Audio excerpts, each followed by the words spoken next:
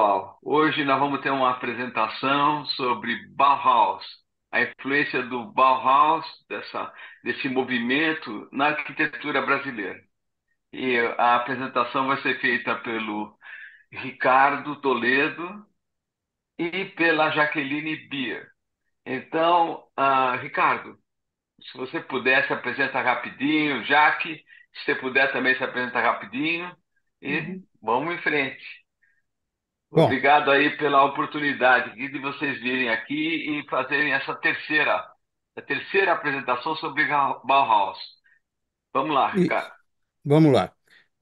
Bom, a apresentação, claro, a Jack e eu nos formamos na FAO, como estavam comentando, com trajetórias profissionais um pouco diferentes, e essa é a terceira apresentação de uma série que começou especificamente com a Bauhaus, né? Depois avançou para a influência dela na Europa, inclusive na formação do CIAM, os Congressos Internacionais de Arquitetura Moderna, e agora a gente chega aos desdobramentos desse processo todo no Brasil, na arquitetura moderna brasileira. O fato é que é muito difícil a gente pensar numa conexão direta entre Bauhaus e a arquitetura brasileira, porque esse processo foi mediado por uma série de outros acontecimentos importantíssimos. A Bauhaus teve uma vida relativamente curta, terminou formalmente no comecinho dos anos 30, mas ela já vinha sofrendo muito no final da sua existência como escola livre que foi.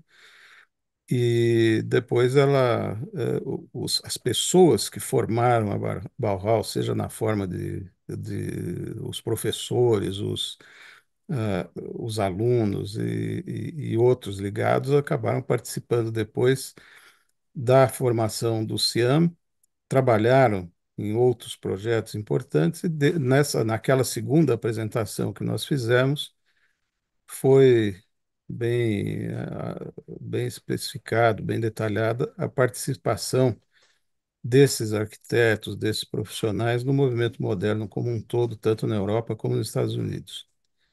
E agora é que a gente chega na arquitetura brasileira, que de fato, em termos de temporais, aconteceu mais tarde do que esse processo. Ela amadureceu a arquitetura moderna brasileira no final dos anos 40, início dos 50, portanto, defasado do processo que teve lugar quando os profissionais da Bauhaus estavam atuando. Então, é uma ponte que fica longa. Então, é por isso que até o Ari recomendou que se fizesse uma recordação com as duas outras, né?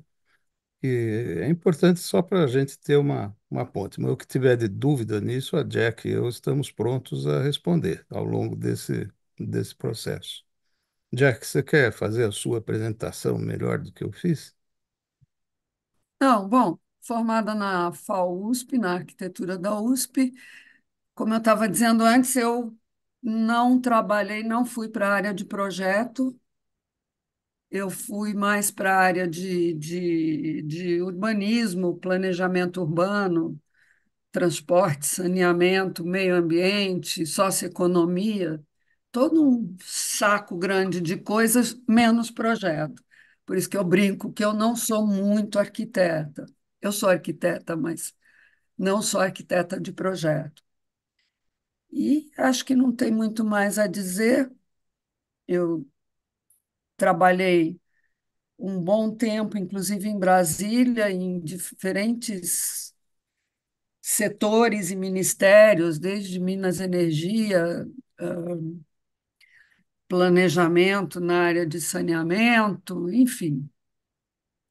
Então, é uma trajetória que eu considero rica, apesar de muito variada e nada muito, não muito ordenada, vamos dizer assim, mas para o meu gosto, foi perfeito.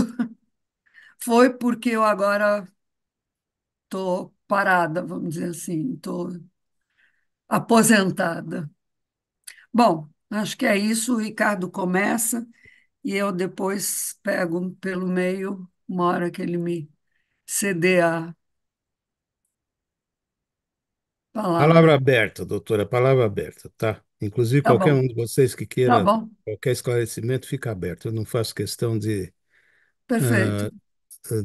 de fazer em seguida tudo. Bom, vamos lá. Compartilhar. Agora vamos ver. Deu certo, né? Tá aparecendo aí? Tá, tá. Tá. Muito bom.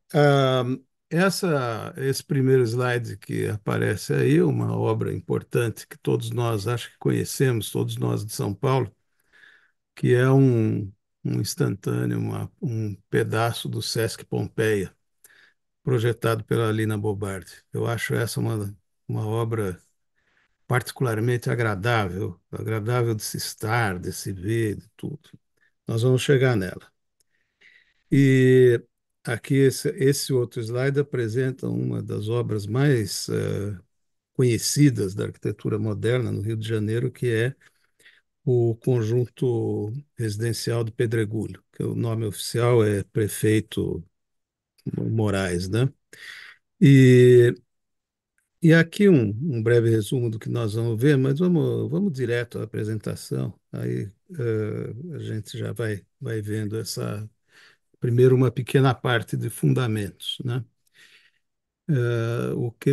Qual teria sido a influência da Semana de Arte Moderna de 1922 no desenvolvimento da arquitetura brasileira, da arquitetura moderna. Alguns pontos teóricos levantados por Le Corbusier quanto à formalidade, as formas da arquitetura. E aí, em contraste, vamos também puxar alguns princípios e diretrizes do Cian que a gente viu na segunda parte. Mas só um pedaço para a gente, um extrato para orientar a nossa análise daquilo que vem depois, que é como isso se projeta na arquitetura brasileira. E a transição, que aqui tem uma premissa que a gente está seguindo, que é baseada até numa frase, num pensamento do Warshawski, que foi um importantíssimo, grande pioneiro da arquitetura moderna no Brasil, que o que ele preconiza e que a maior parte dos que trabalharam no desenvolvimento dessa arquitetura aceitam é que a adaptação que se faz a partir das experiências europeias e, portanto, a partir da própria experiência da Bauhaus, é uma adaptação da lógica de projeto e não das formas propriamente ditas. Quer dizer, há uma grande diferença, porque com uma adaptação da lógica você pode chegar a formas que são completamente diferentes daquelas trabalhadas pela própria Bauhaus, mas que incluem nela um processo de projeto, um processo de concepção que segue a mesma lógica. Isso é uma discussão importante, porque às vezes a pessoa tende a identificar com aquela raiz da arquitetura moderna europeia diretamente formas que foram simples imitações daquilo. E não é o caso. Quer dizer, a gente está, nesta apresentação, a gente vai procurar mostrar o processo de criação, processo de desenvolvimento, que tenha a ver com o processo que deu origem aos movimentos de arquitetura moderna e, e não necessariamente as suas formas. Quanto à Semana de Arte Moderna de 22, quer dizer, ela tratou de muitos temas importantíssimos da arte, mas não houve tratamento da arquitetura como se fosse uma das artes contempladas. Até em apresentações passadas, seja dessa série, seja de outros que fizeram aqui no grupo, houve muitas vezes a discussão se a arquitetura é uma arte ou não. Essa dúvida é extremamente importante, porque não necessariamente é. Tá? Nem todo arquiteto é artista. E então pode haver uma consideração como tal, algumas obras se destacam e são consideradas efetivamente obras de arte, mas nem todo trabalho de arquitetura é obra de arte. Tá? Então, na semana de 22, houve a participação de dois arquitetos que estão aí nomeados, mas eles não participaram como arquitetos propriamente que iriam falar sobre a influência daqueles princípios da arte moderna na arquitetura. Eles trabalharam mais na agenda geral, né? E os pontos que eu acho que daí desdobrados refletiram muito no desenvolvimento da arquitetura moderna no Brasil foram esses pontos gerais que a Semana de Arte Moderna tirou como uma espécie de conclusão. A identificação com a vanguarda, sem dúvida nenhuma, sendo que o conceito de vanguarda é bastante amplo. A ruptura com o academicismo, com o modelo clássico, sim, sem dúvida. Valorização da identidade nacional implicou, no caso da arquitetura, em um resgate muito importante da arquitetura tradicional do Brasil.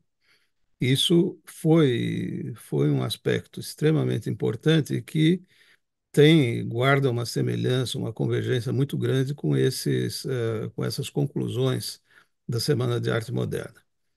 A liberdade de expressão, uso de novos materiais e técnicas. Novamente, isso foi muito valorizado em todo o processo de desenvolvimento da arquitetura moderna no Brasil. E a autonomia de criação, por suposto, estava presente. Dentro dessas formulações de princípios, são 5 pontos formais que o Le Corbusier propôs, que foram bastante difundidos entre as diferentes vertentes de projeto de arquitetura. Eu não consigo tirar esse verde aqui que o Zoom Meetings está usando a webcam. Como é que eu faço para ocultar a notificação? Pronto. Fachada livre, janelas em fita, pilotis, terraço, jardim e planta livre.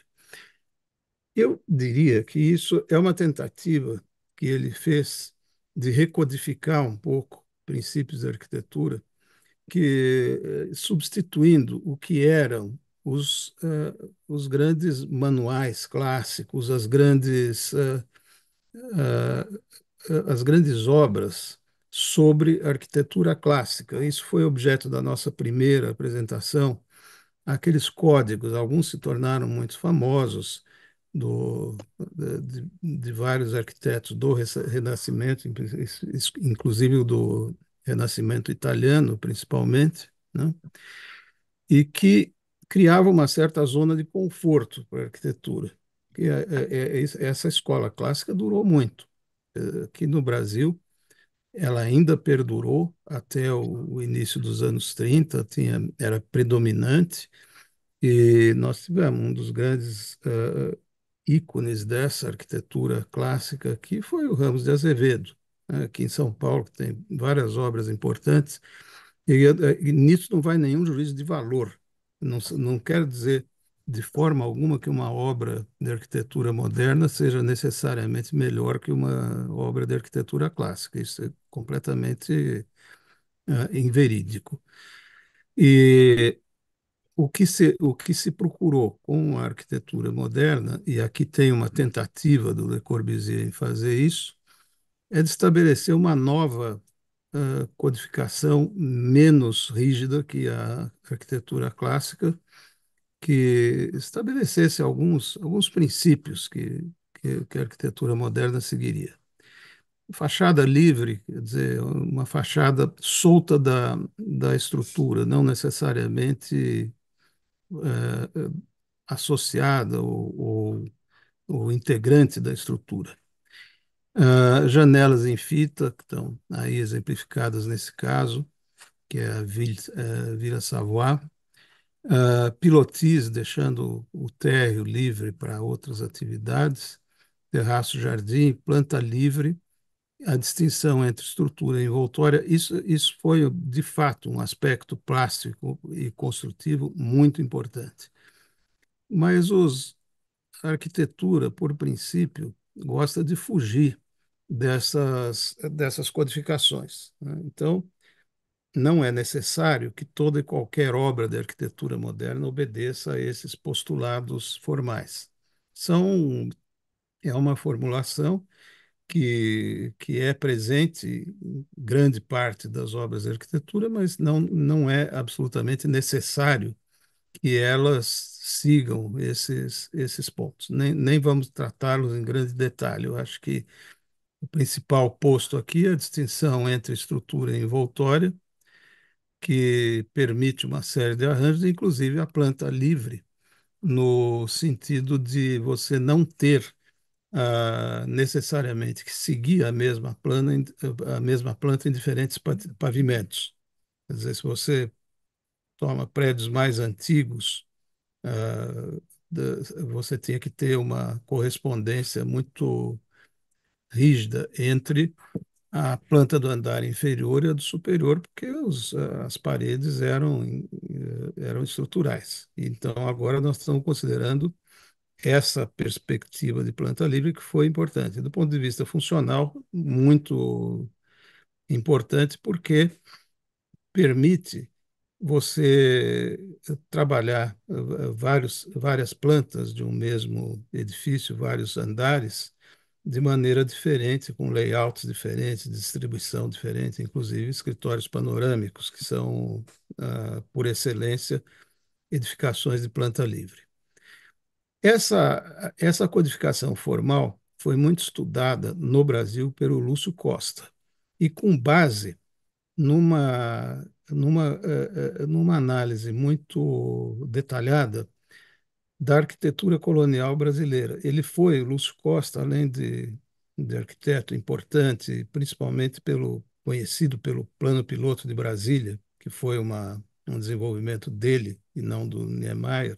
O Niemeyer depois desenvolveu as edificações que se tornaram famosas, mas o Lúcio Costa foi o principal ah, de- artífice, arquiteto do plano diretor, tá?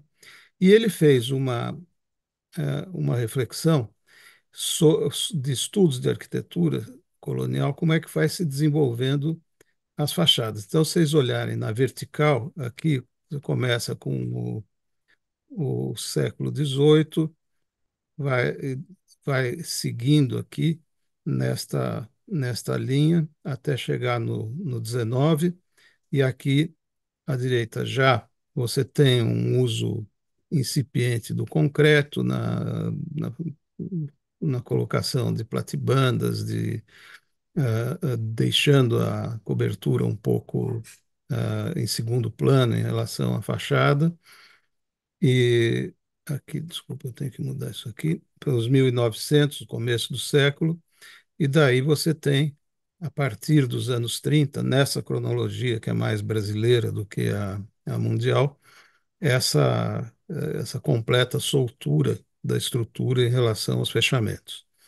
Ah, esse, essa, esses estudos do Lúcio Costa envolveram também, da parte dele, trabalhos importantes de restauro. Ele fez um trabalho magnífico de restauro das, das colônias, das missões no sul, inclusive aquela mais famosa, a colônia de Sacramento. Foi ele, pelos fãs, o encarregado de fazer isso. Trabalhou muito depois junto com o Luiz Saia, que mais tarde nós vamos ver também, como um arquiteto importante nessa área de restauro. Então, quando a gente fala que a arquitetura moderna rompe com o passado, rompe com as codificações clássicas, a gente tem que olhar isso com um certo cuidado. Não quer dizer uma ruptura radical em relação a tudo. Ao contrário, o fato dela se livrar dos códigos clássicos, que são todos de origem europeia, libera essa arquitetura para procurar outras bases formais e funcionais no passado que substituem essa leitura rígida do classicismo. Então, quando você associa a arquitetura moderna a trabalhos de restauro, a estudo de patrimônio, você abre um caminho para ela apresentar soluções próprias. E é isso que tornou a arquitetura moderna brasileira diferente, destacada da experiência de outros países e com bastante sucesso e reconhecimento internacional ao longo dos anos 50, 60, 70. Então, é uma, é um dado importante o fato do Lúcio Costa ter sido uma das maiores autoridades nesse resgate da arquitetura colonial. Ele foi funcionário do SFAM, que é o atual IFAM, que é o Instituto de Patrimônio Histórico Nacional, e, e ele teve uma contribuição muito grande, silenciosa nessa área, antes de ter uma projeção tão importante como é a projeção dele como profissional, principalmente no caso, sem dúvida, do Plano Piloto de Brasília, que eu acho que foi o que consagrou o nome dele como figura conhecida nessa área. Os postulados do CIAM, aos quais eu me referi, que tiveram uma participação majoritária de arquitetos originários da Bauhaus, eu sublinho a produção mais eficiente que vem da racionalização e da padronização.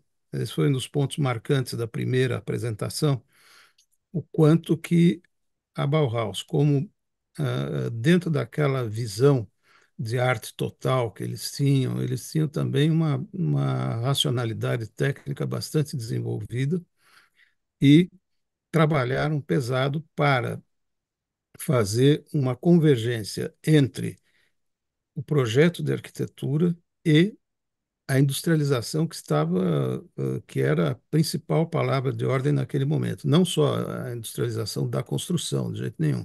Era a convergência entre arquitetura e indústria, seja na industrialização da própria construção, seja na concepção de projetos funcionais para as indústrias. Era um ponto de honra para a Alemanha, e era uma perspectiva inescapável para eles, o desenvolvimento da indústria enquanto tal.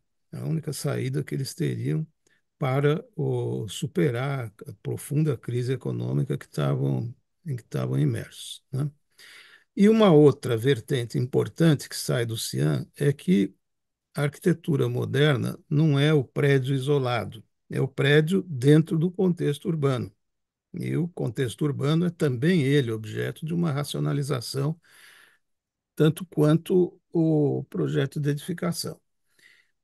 E, e criticam aí pesadamente o urbanismo condicionado pelas pretensões desse esteticismo passado, porque o urbanismo pré-moderno é o urbanismo do embelezamento da cidade, como, usando uma frase muito sintética, seria isso.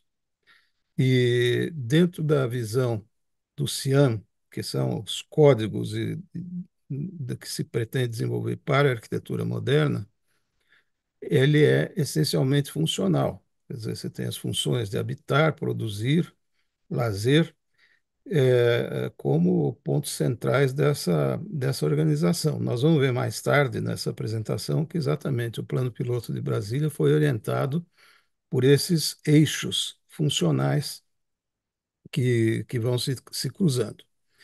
E os objetos que ela trabalha, que ela aborda, são a ordenação do território, e nisso nós temos que é a divisão do terreno, né? Como é que você divide o sítio urbano? E não é necessariamente você projetar uma cidade que ainda era inexistente, é como você ordena o território na própria cidade existente, quando você emite um plano diretor, uma lei de uso e ocupação do solo, você está agindo sobre essas dimensões. Portanto, nós não estamos apenas falando de cidades planejadas novas, nós estamos falando de quais são as intervenções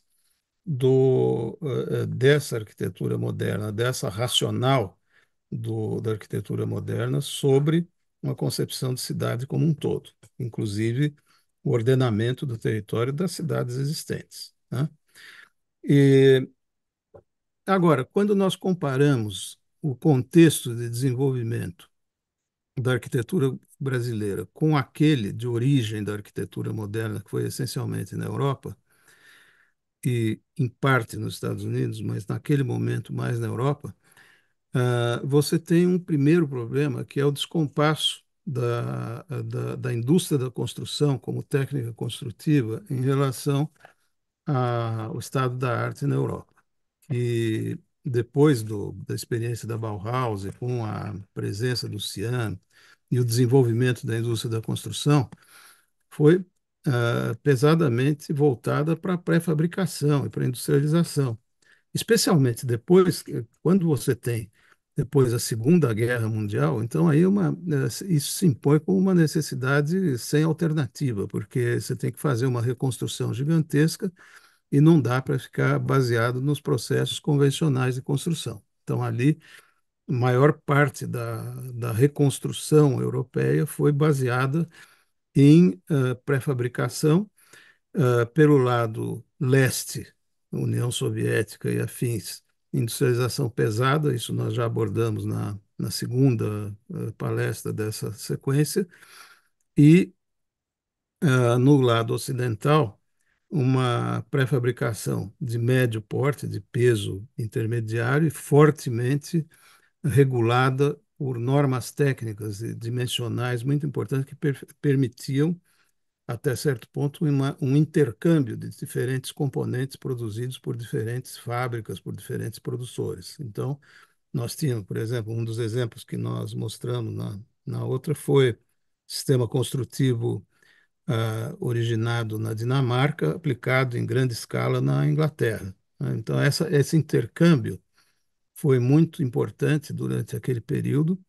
O que regia tudo isso eram normas europeias de construção e com uma muito avançada coordenação modular. Então, permitiu, sem usar aquelas usinas gigantescas da União Soviética, uma generalização da construção pré-fabricada, da construção industrializada, em diferentes unidades produtivas descentralizadas.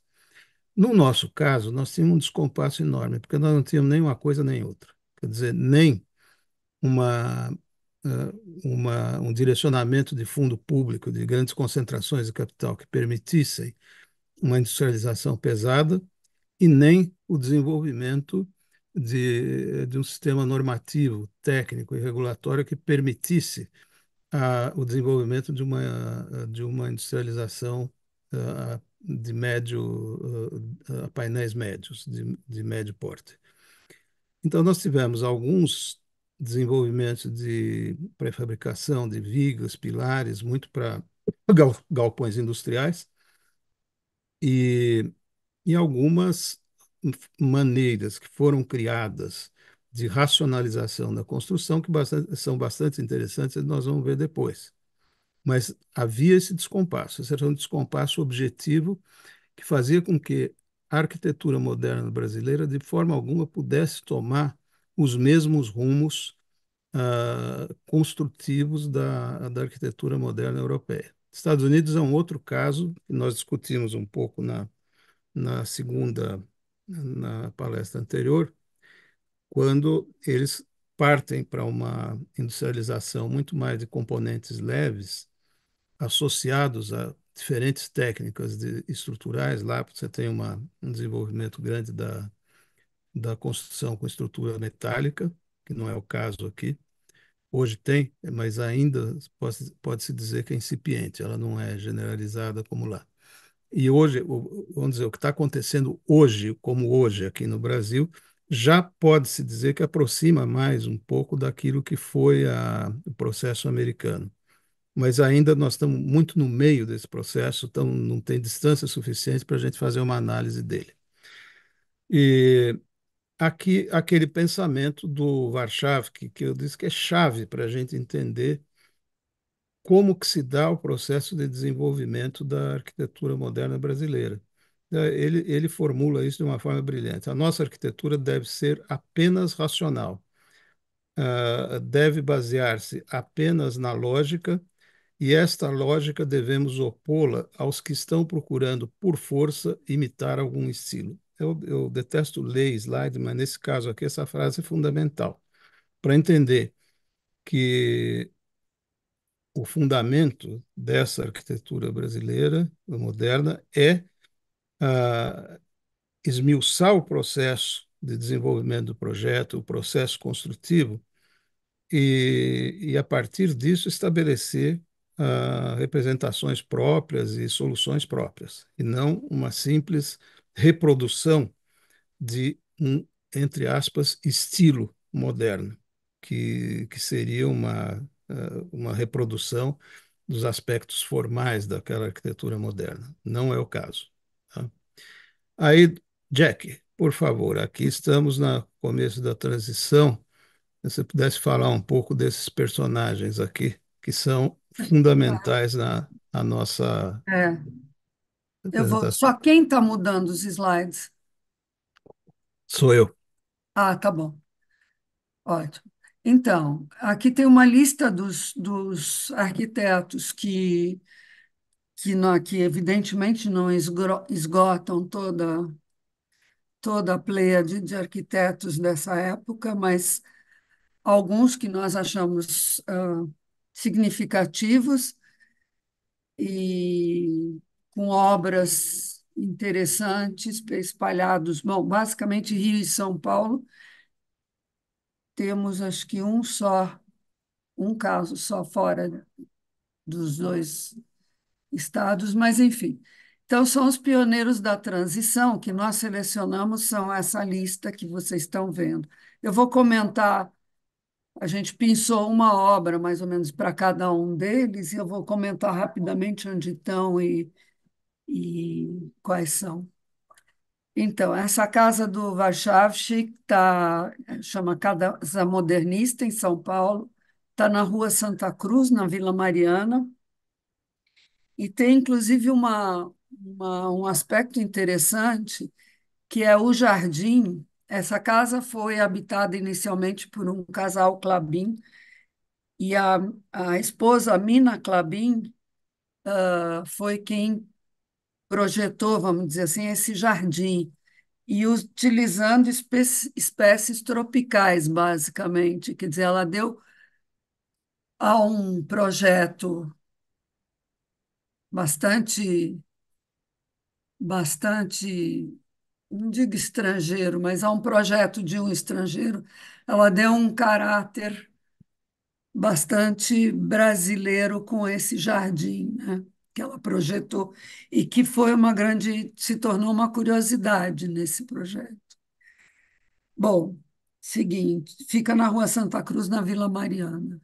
Seguinte, o Rei Di era um arquiteto francês que projetou, entre várias coisas que vão aparecer depois, esse Albergue da Boa Vontade, que como é que se diz? Foi um conjunto de pessoas que se juntaram para construir esse Albergue da Boa Vontade para abrigar,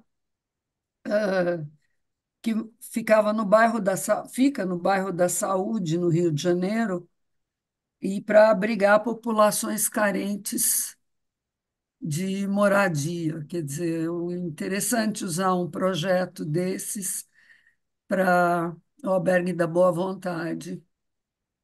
Eu Pode, destacaria, se você permite, Jack, pode. essa representação aqui embaixo da estrutura que foi, foi feita por um estudo mais recente, mas a importância dessa soltura entre estrutura e fechamentos, né? É, É muito bonito isso aí. é, fica claro, é interessante um em cima do É, outro, porque justamente faz esse destaque, né, do fechadinho para o aberto, para a né? estrutura, da E estrutura. vejam Bom, que a data é 1931, né? Então é 31, bastante pioneiro, né? é verdade. Bom, o Lucian Korngold foi um arquiteto russo que, entre outras obras, construía esse bruto arranha-céu, vamos dizer, para a época, né? Na, na Esplanada, no Anhangabaú, no centro da cidade. Já havia outros. Esse foi de ih, 46. 46, projeto de 46. O edifício Esplanada.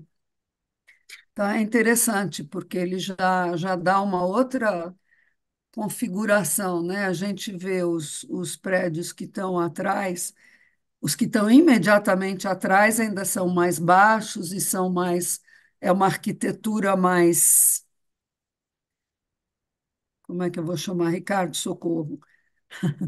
Não, ele É, reflete a evolução da técnica, porque a estrutura de é, concreto armado permite a ele subir com muito mais liberdade os vários andares. E esse prédio é importante porque ele funciona até hoje, é um prédio fundamental aqui, né? Muitas entidades, muitas coisas ainda funcionam nesse prédio aqui, são até o nosso Conselho de Arquitetura ocupa uma parte desse prédio. é, E ele é absolutamente funcional. Aqui do lado esquerdo dele, nesta vista aqui, ó, você tem o famoso Hotel Esplanada, que depois foi sede da Votorantim e depois da Secretaria de Energia do Estado, né, e da Agricultura também. Então, é só para você ver a diferença de escala entre os dois, né? As épocas. Esse aqui é tipicamente um pré-moderno, e o outro, o moderno, muda de escala, muda de presença, aí, inclusive com uma estrutura de transição importante aqui embaixo, onde você tem uma transição entre os pilotis e o restante do prédio, né? Posso mudar? pode. Bom, o seguinte é uma obra do Rino Leve, que na verdade nasceu aqui, que é o Cine Arte Palácio, que foi um cinema que emblemático, foi um dos primeiros cinemas, é de 36, a arquitetura fica na esquina, na Avenida São João, e, e é uma arquitetura curiosa, com essas colunas e esses, não sei como é que chama isso, Ricardo, esses, Não, o que tem, se não, pode ver nesse projeto interessante, muito interessante, é que essa transição pegou um pouco da leitura norte-americana do Art Nouveau, né? é verdade. E então ele é muito cuidado esse projeto no sentido de garantir a visibilidade, a acústica. Isso para o Rino Leve era um ponto de honra, né? E não, esse não foi o único projeto dele nessa linha. O Teatro Cultura Artística, o Teatro Popular do SESI, todos esses foram salas muito bem cuidadas do ponto de vista da acústica e da visibilidade, né? Ele está no grupo de transição porque ele estudou fora, ele estudou na É, Itália. Ele nasceu no Brasil, morreu no Brasil, mas no período intermediário ele estudou na Itália. Então trouxe uma grande influência italiana também. ele foi pequeno, desculpe, foi pequeno para a Itália. Ele É, estudou viveu, inclusive a escola fundamental lá e ficou até o fim, e depois fez vários trabalhos como arquiteto lá e coisa. exato. Por isso ele Então, pode ser considerado transição, embora cidadão brasileiro, ele viveu a maior uhum. parte do tempo, não a maior parte do tempo, mas a formação dele foi lá. Bom, próximo. Jacques Pilon, essa obra que a gente pensou, é a Biblioteca Mário de Andrade, no centro da cidade também, e de 43, que também é uma obra muito interessante enfim, até hoje é um símbolo arquitetônico e socorro. Não, ela, Enfim, mais uma vez, ela mostra a importância do desenvolvimento do concreto armado para a arquitetura brasileira, que é um pouco diferente o desenvolvimento europeu trabalhou muito com com estruturas mais baixas. Essa reconstrução europeia e o desenvolvimento da pré-fabricação europeia. Então, normalmente, o que você vê, o caso mais típico é o da Holanda, que teve uma reconstrução muito grande, são edifícios à base de quatro, cinco pavimentos e que são muito cuidados, são muito bem feitos, mas aqui há um híbrido entre a visão europeia e a visão norte-americana, porque nos Estados Unidos já se construíam arranha-céus, mas em estrutura metálica, né? E aqui se passou a usar o concreto armado como solução para edificação em altura. E é interessante notar, nesse caso da biblioteca, na parte do fundo, essa parte aqui, né, que tem essa solução mais arredondada, é onde dá na praça, né? Lá no fim, aqui na frente é na Xavier de Toledo, e no fundo é a praça. Como ele usa também as potencialidades plásticas do concreto, que pode ter, teoricamente, qualquer forma, né? Bom, seguinte, Franz Repp era um alemão que não chegou a ter, vamos dizer, uma atuação massiva aqui no Brasil, mas ele, ele construiu, ele projetou essa paróquia São Domingos, que é a igreja dos dominicanos, na Rua Caiubim, Perdizes, que é como é que eu vou dizer, um projeto emblemático e bastante significativo, inclusive hoje tem um significado por estar ligado aos dominicanos, tem um, tem um significado, não sei se dizer político, mas Sim, sim. os dominicanos tiveram uma forte atuação política também. Enfim, eu sei que não é para falar de política, eu não estou falando, só Não, estou mas mencionando. aí no caso é quase É, obrigatório falar, porque essa solução de projeto que ele deu obviamente, foi conversada com os monges da os época, dominicanos. Uhum. e o que chama atenção nessa igreja é o uso de materiais muito simples.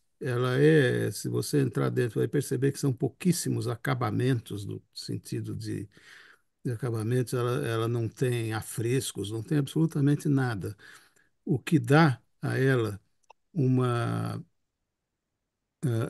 uma dimensão muito única, é a obtenção dessa iluminação com materiais absolutamente simples. É só o concreto dentro é mantido sem acabamento, é concreto bruto.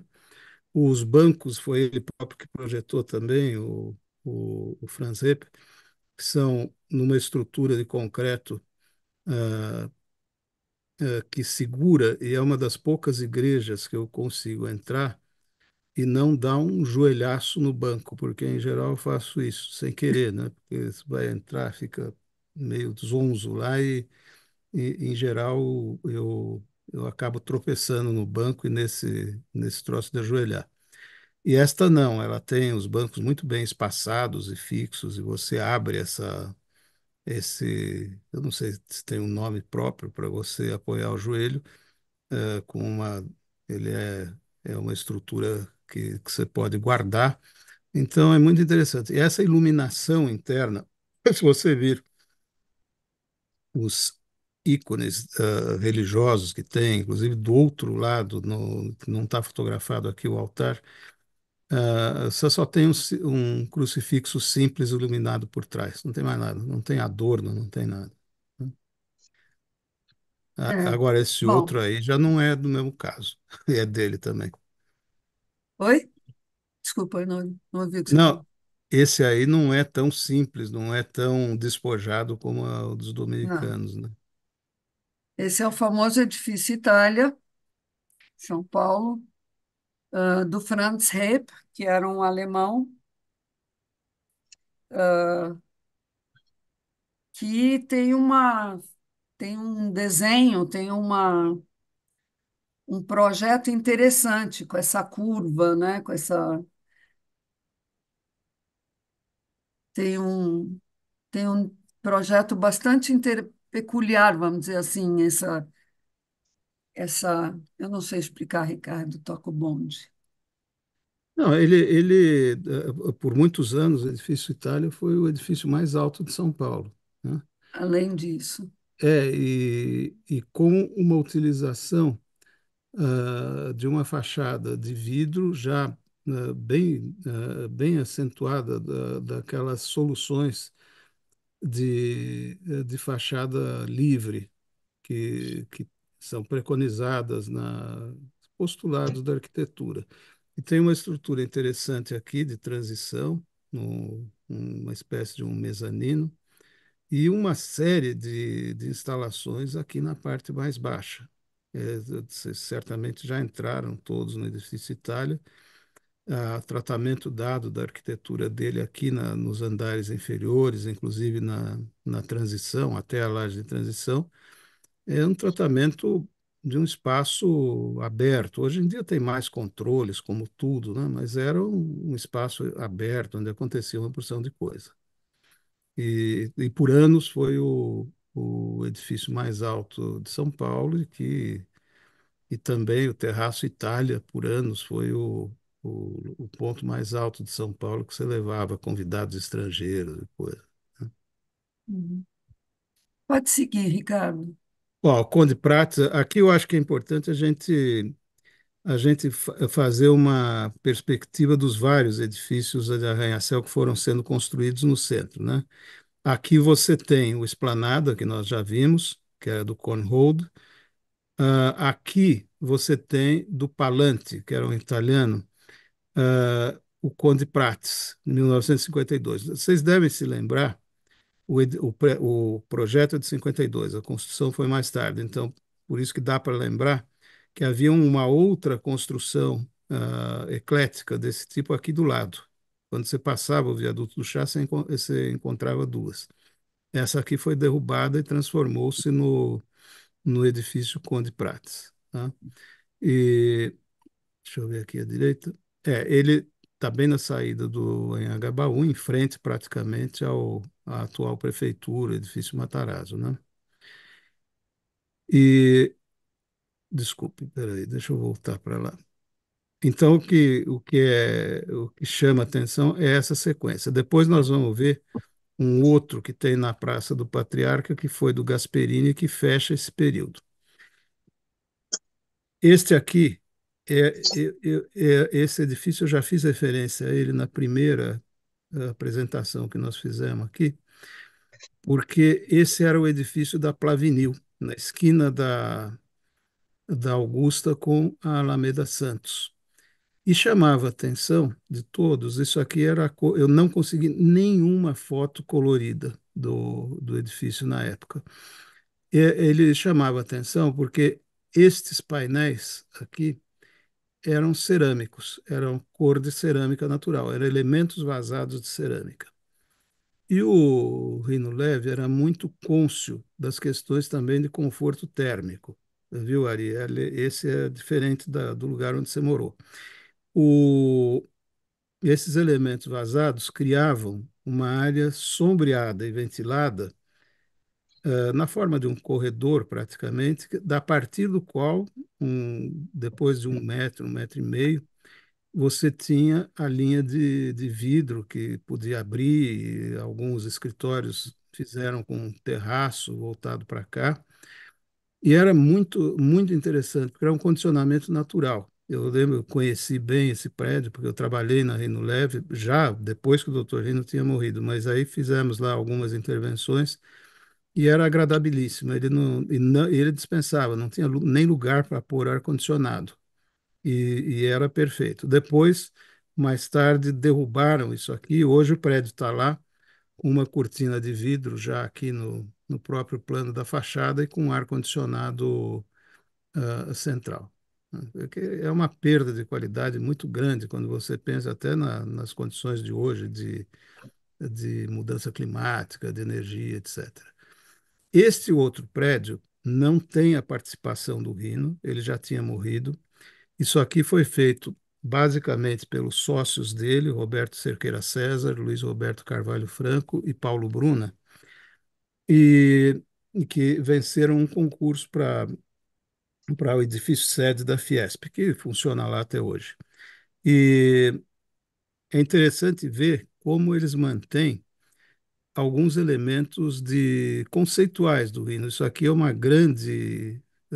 grande brise soleil, um parasol de alumínio estrudado, são peças de alumínio que vão se combinando até chegar lá em cima.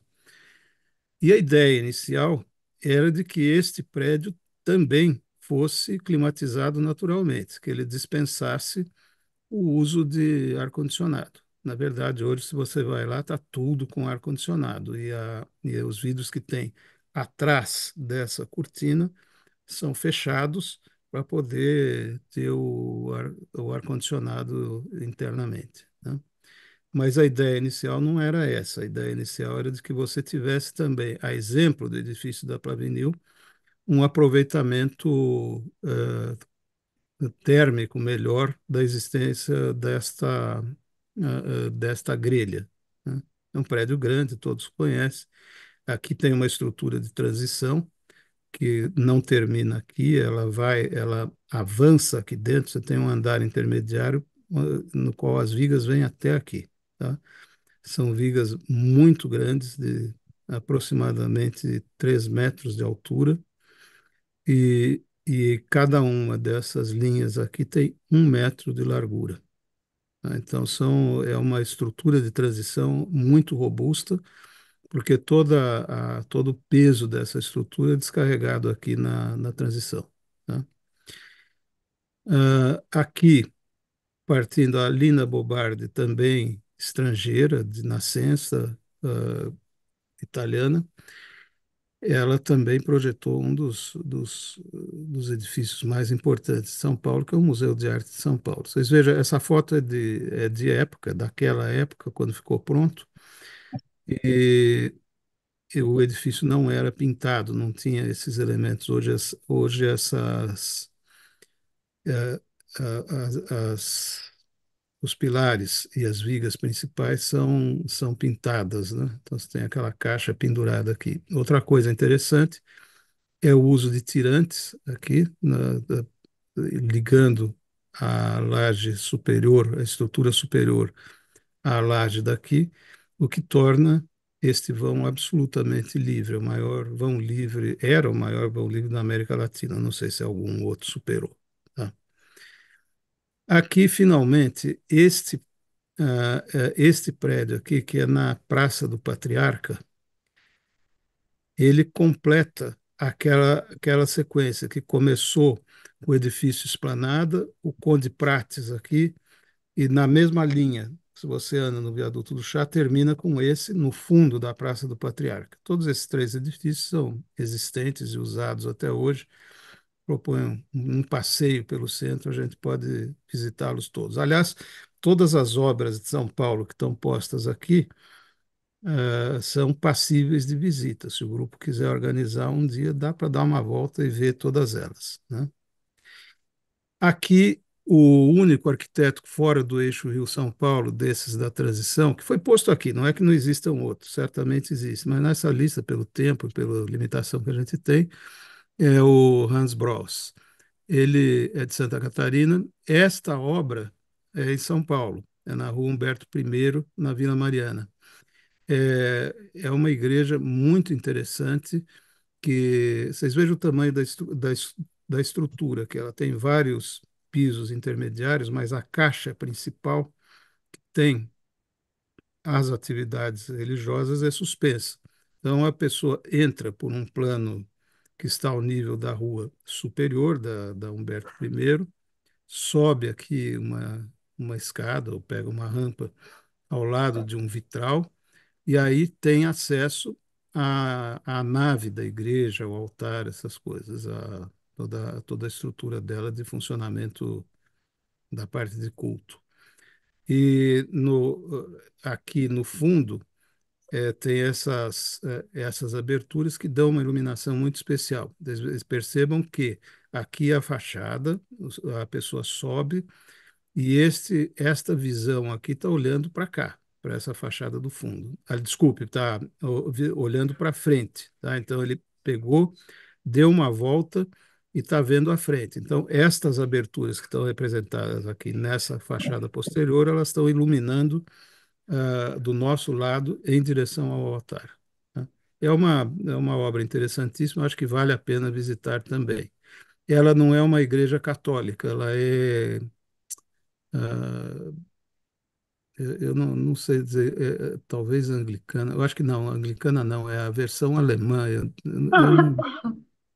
Alguém sabe qual é Luterana. Presbiteriana, talvez. Luterana. talvez, luterana, eu creio que é mais Luterana. luterana, exatamente, tá? Que é de origem alemã. Agora aqui a gente entra nos nacionais. Nós estamos falando de uma transição, mas agora já de uma identidade que vai se formando. Esta lista é parcial. O número de arquitetos importantes aqui é muito maior e a gente tem uma lacuna, mas não teria como nós fazermos uma lista exaustiva. Pegamos esse porque algumas das obras deles são muito icônicas e são muito marcantes, né? Este prédio, por exemplo, é dos irmãos Roberto, que são do Rio, e que era o escritório do Rio, fizeram esse projeto em 1941 e ele é na esquina da Paulista com a Consolação. Aqui, por este lado, a gente vê a Consolação. Para nós, arquitetos da FAO, isso aqui era importantíssimo, porque aqui tinha o Bar Riviera, sabe, aqui nessa esquina. Então, praticamente todos os que passaram pela FAO tomaram alguma coisa por aqui, porque era um ponto de encontro obrigatório praticamente, né? E lá nós decidíamos os destinos do mundo nesse bar. Quanto mais tarde ia ficando, mais abrangentes eram as propostas, né? E o problema era não ficar por último, porque senão tinha que pagar a conta de um monte de gente que chegava e ia embora. Mas O esse prédio problema era o aqui, seu Zé e o Juvenal, né, Ricardo? o Juvenal era importantíssimo. E a É. discussão sobre Exatamente. a Velho Barreiro a preço de balcão. era, um, era uma discussão recorrente.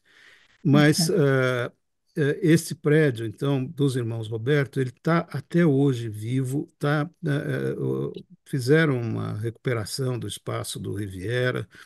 Aham. O prédio é um prédio que sobreviveu completamente ao tempo, sendo um projeto de 1941. Tá? Uhum. Depois nós temos aqui um famosíssimo, que é o Palácio Capanema, no Rio de Janeiro, durante o Ministério da Educação e Cultura, quando existiu, né? Então, esse é um projeto de várias pessoas. Lúcio Costa, Oscar Niemeyer, Afonso Reide, Jorge Machado Moreira, Carlos Leão, Hernani de Vasconcelos e Le Corbusier como consultor. Isso deu uma certa divergência ali sobre a autoria do prédio, porque até saiu um livro recente que a Jack passou, ela deu a referência, sobre as cartas trocadas entre Le Corbusier e o Lúcio Costa a respeito de quem seria o autor Hum. efetivo desta obra. E o Le Corbusier disse que numa vez ele mandou esse cartão para o Lúcio Costa e que a partir desse cartão eles projetaram o prédio do Palácio Capanema.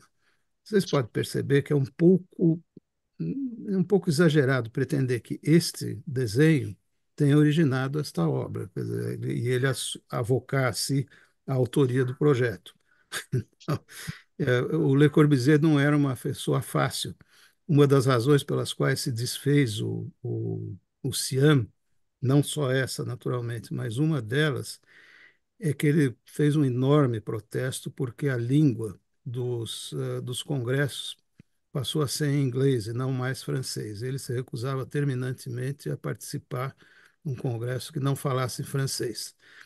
E, e mais, ele redigiu sozinho a Carta de Atenas e a fez publicar como se fosse uma decisão do Congresso do Sião, o que vários protestaram, que na verdade era um documento dele.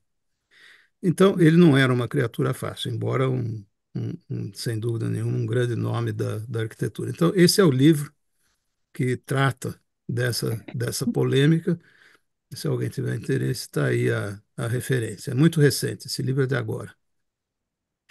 E aqui alguns detalhes do edifício que são muito marcantes, quer dizer, são os dois painéis do Portinari, e este aqui, o painel completo, inteiro, que ele produziu, e este aqui é o jogo de azulejos, são as pinturas de azulejos, os azulejos com motivos que foram postos lá, e que são também uma obra de arte do próprio Portinari, né?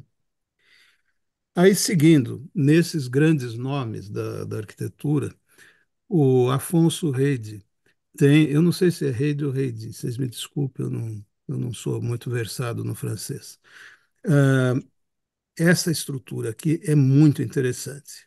É o Museu de Arte Moderna, e eu ponho aqui Afonso Reide e sua esposa. Que isso aqui está. Carmen Portinho. Que estava cobrindo, tem 1000 mensagens aqui que cobrem. Carmen Portinho. A Carmen Portinho era engenheira e foi coparticipante de todos dos mais importantes projetos do Reide, né? E aqui este projeto tem uma característica muito interessante. Você vê aqui duas vigas que são na forma de uma asa, uma semi-asa, mas é só aqui, ela não completa aqui no meio, tá?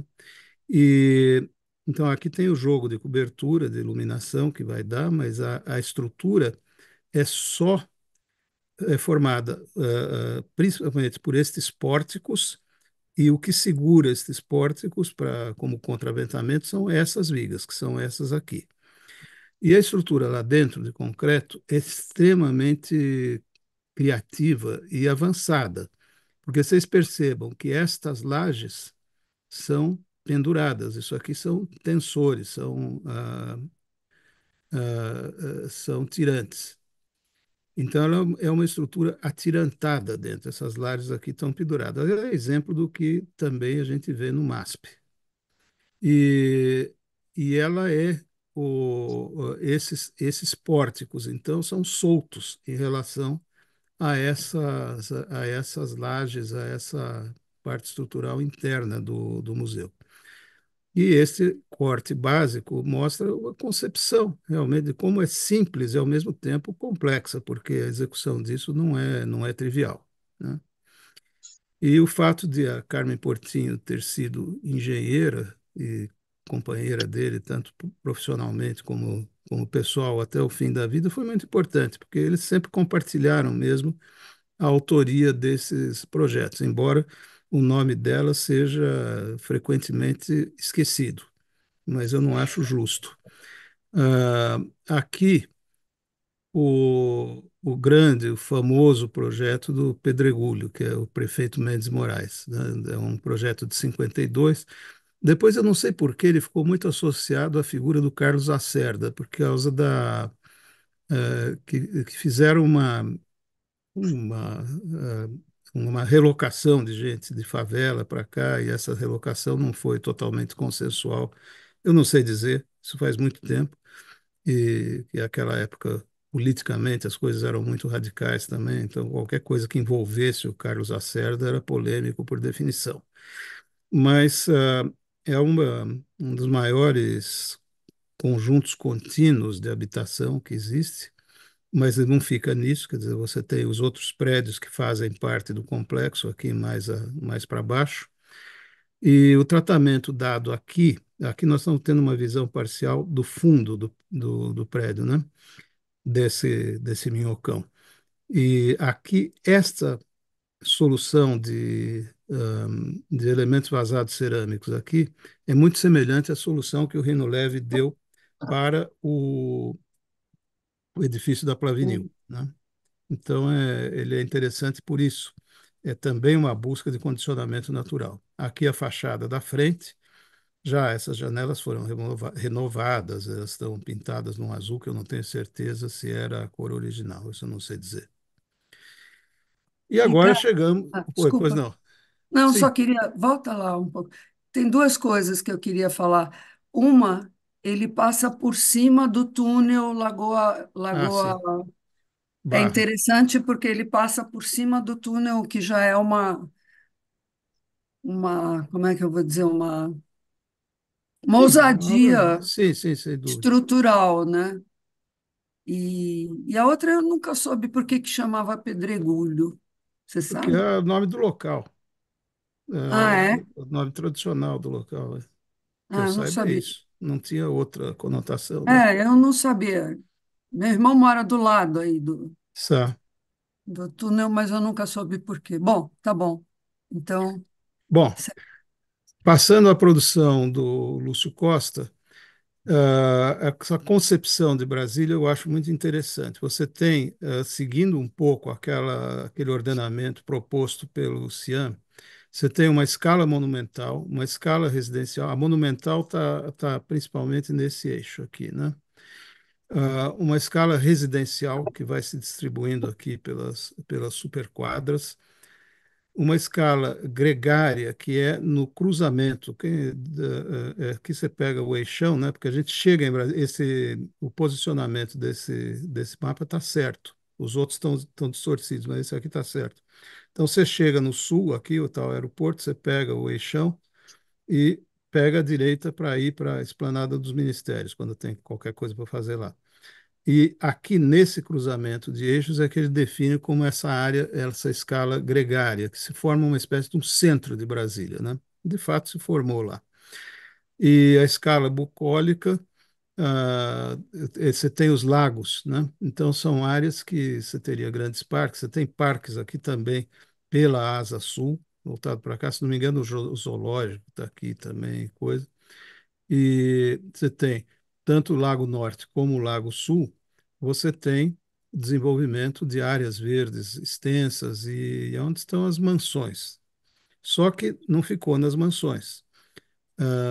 Aqui é uma visão da Esplanada dos Ministérios, aqui uma visão do eixo monumental indo até o fim. Lá no fundinho está a Câmara dos Deputados, o Senado, né? Aqui estão os ministérios, Palácio Planalto, etc. O que é importante notar em Brasília é que não fica nessas áreas ordenadas que estão corretas. As áreas, eu morei em Brasília, não sei se algum de vocês já morou lá. Ela é uma cidade até agradável de se estar, né? Mas o problema dela é que ela não se esgota aqui. Aqueles caminhos bucólicos, em grande parte, viraram ocupações informais e viraram o desenvolvimento da cidade informal de Brasília. Então você pega aqui, olha, pega uma fotografia aérea de Brasília, olha como é que isso aqui foi tudo ocupado. Uma parte são as mansões, mas uma parte são desenvolvimentos espontâneos que vão pegando toda a área do Distrito Federal. Inclusive, hoje você vê o plano piloto tem uma participação muito pequena no conjunto todo de Brasília. O maior é Ceilândia, né? Então, é uma grande área de urbanização desordenada. É a favela Sol Nascente, que é a maior favela de Brasília. Então, o plano racional foi importante, as escalas contempladas, mas depois o desenvolvimento foi diferente, né? Seguindo aqui na arquitetura moderna, nós temos o Copan, do Niemeyer, em São Paulo, que teve a participação do Carlos Lemos. O Carlos Lemos é dos poucos desses arquitetos listados que está vivo, ele tem 99 anos. Os outros todos já morreram, né? E, e ele participou junto com o Niemeyer, e diferente de outras obras do Niemeyer, o Copan contempla muitas escalas. Você tem pequenos apartamentos, médios, grandes, você tem coisas acontecendo nas partes baixas, você tem vários restaurantes, várias áreas comerciais. Ele é um prédio muito vivo e que se beneficiou muito também da tecnologia do concreto, jamais desenvolvida a essa época, aqui vendo um pouco da construção. Ele basicamente é composto por duas torres nas extremidades e depois essas partes aqui que vão se articulando, se conectando nessa parte central. As torres estariam mais ou menos aqui e aqui, né? E daí o miolo dele vai se conectando numa estrutura intermediária. Indo mais rápido, Oswaldo Bratzky. Por que ele está aqui? Porque o Oswaldo Bratzky foi um marco da arquitetura moderna paulista. Esta casa, muitos de vocês certamente conhecem, se não todos, que é a Fundação, hoje, Fundação Maria Luísa e Oscar Americano, era a casa deles. E o interesse aqui muito é o seguinte: vejam como ele continua também o uso desses elementos de condicionamento natural. Quer dizer, evitando, havia uma preocupação muito grande dos arquitetos brasileiros modernos dos anos 50 e 60 com o condicionamento natural das suas construções. Era, era uma constante. Tinha um problema com as obras de concreto que realmente existe, é que por uma questão de custo se usou concreto pesado em tudo. Não, ou sairia muito caro usar concreto com vermiculite ou argila expandida que poderiam dar um desempenho térmico melhor. Por isso que as obras de concreto maciço realmente têm um desempenho térmico péssimo, porque o concreto é um grande condutor de calor e vice-versa de frio. Alguns colegas lá da FAO se referiam a essa arquitetura como arquitetura Ajinomoto, que destaca o sabor. É gelado no inverno e um forno no verão. Tá? Então, mas não é o caso. Por exemplo, o Bratic é um que trabalhou pelo condicionamento natural. Só que é uma cidade, uma vila de Serra do Navio, que é do Bratic também. Isso aí, olha, está lá no Amapá. E ele usou muito esses elementos todos aqui que nos lembram até um pouco, não sei se você se lembra da apresentação anterior, alguns trechos de Chandigarh, não projetados pelo Le Corbusier, mas projetados pelo Maxwell Fry, que foi o sócio dele naquele projeto. O Corbusier projetou os edifícios monumentais e o Maxwell Fry fez todo o resto, que eram as habitações, os lugares de vivência. E tem uma semelhança, tem um ponto comum ali que você pode estabelecer. Essa capela que ele fez, vocês vejam sempre o diálogo com o externo e a busca de uma climatização aberta. Os politécnicos devem conhecer esse prédio, que é a Polimetalurgia, que também é do Oswaldo Bratic. Tá? Também usa aqui esses elementos de ventilação. Aqui fica bem claro. Eles se afastam do caixilho, ou seja, o caixilho é posto afastado dos elementos de sombreamento, de modo a criar esse condicionamento natural. João Batista Villanova Artigas foi o grande arquiteto paulista, o maior nome, digamos, da arquitetura moderna paulista, em contraposição ao Niemeyer no Rio. E com uma visão de mundo bem diferente do Niemeyer. O Artigas tinha ele era efetivamente do Partido Comunista, ele tinha uma visão social predominante sobre o papel da arquitetura. E aqui a gente botou um trechinho da prova didática dele, de professor titular, em 1984. Ele nasceu muito antes, ele nasceu em 1915 e já era um professor, ele foi praticamente um dos fundadores da FAO, porque ele foi professor da Politécnica e era já segundo adjunto da cadeira de Composição Geral e Urbanismo da Poli. E ele se envolveu na criação da FAO. Mas acontece que, em 1970, ele foi cassado, junto com os outros. Houve vários professores da USP cassados naquela ocasião, 68, né? E então ele ficou afastado muito tempo. Ele nunca teve os títulos normais da carreira acadêmica. Aí, em 1984, ele voltou e imediatamente a congregação da FAO decidiu que ele deveria fazer um concurso para professor titular, passar direto, não ia passar por doutorado, mestrado, livre docência, essas coisas. Então ele foi direto. Eu tive a sorte de assistir a esta aula dele e O Flávio Mota, que eu não sei se vocês já ouviram falar, ele não era arquiteto. Flávio Mota era formado na parte de ele era da filosofia e fez artes plásticas também. Ele era um grande sábio, mas não era arquiteto de traçado.